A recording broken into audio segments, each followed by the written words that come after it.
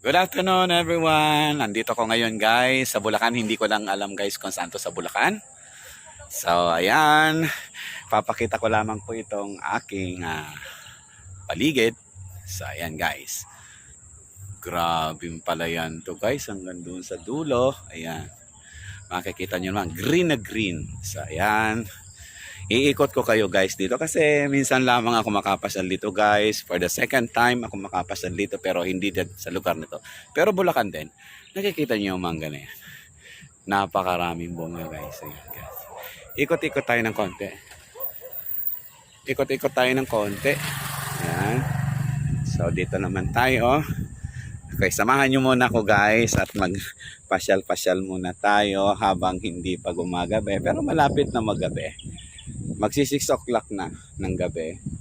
So, ayan, pagdating ng magagabi na, hindi ko alam ang lugar na to, papasok na rin kami doon sa aming, ayan ang aming tutuluyan, yung nakikita nyo yan na nakulay puti na yan na bahay. Diyan po kami tutuloy sa ngayon. Thank you so much sa aming boss sa pag-treat sa amin dito. So, babalik na ako. Ang ganda ng place. I love this place. Yeah.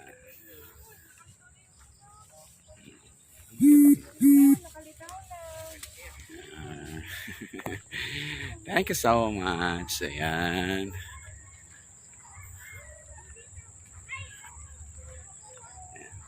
Naglakad-lakad lang ako guys. So pupunta na ako doon guys sa aming didiretsuhan. Halika Vince, maraming lamok. Halika. Maraming lamok. Tabi-tabi po. Ayan. So, gusto ko lang guys i-vlog to.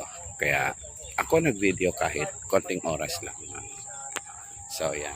Aking mga kasamahan sa work. Ayan. Ayan.